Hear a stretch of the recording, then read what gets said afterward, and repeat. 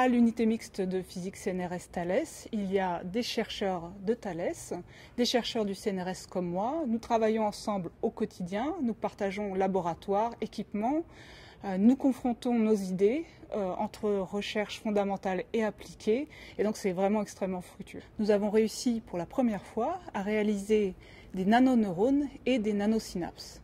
La raison pour laquelle c'est important, c'est qu'aujourd'hui, le domaine de l'intelligence artificielle est en pleine explosion.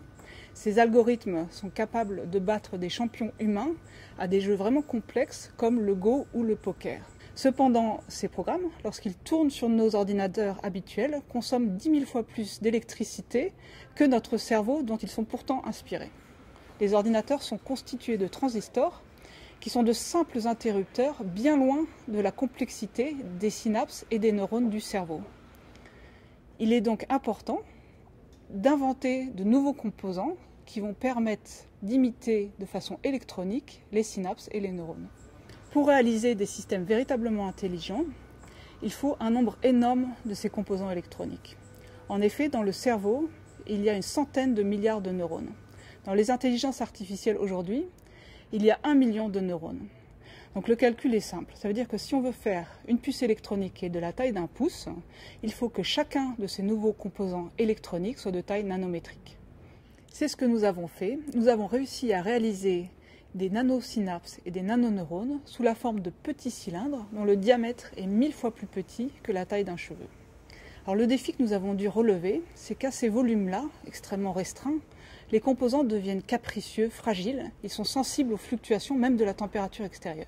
Or, si on veut traiter de l'information de façon fiable, il faut tout de même une certaine stabilité des propriétés des composants.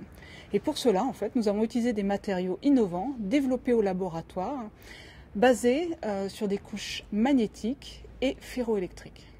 Il s'agit de recherche fondamentale. Pour l'instant, nous n'avons assemblé que quelques nanoneurones et quelques nanosynapses.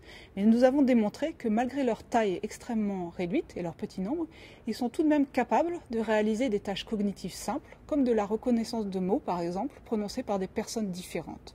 Notre but dans le futur, ça va être d'interconnecter sur silicium un très grand nombre de ces nanoneurones et de ces nanosynapses. Si nous y parvenons, nous aurons ainsi réussi à réaliser des puces électroniques intelligentes, consommant très peu d'électricité, capable d'apprendre et de s'adapter aux situations changeantes et mouvantes du monde réel. Les applications sont multiples. On peut utiliser ces puces pour traiter des données massives, pour diriger des véhicules autonomes, des robots, ou encore dans le domaine médical pour des diagnostics ou même des prothèses.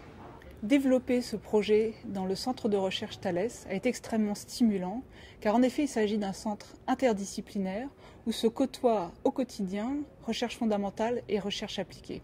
Et pour moi, je pense que c'est vraiment une des clés pour l'innovation.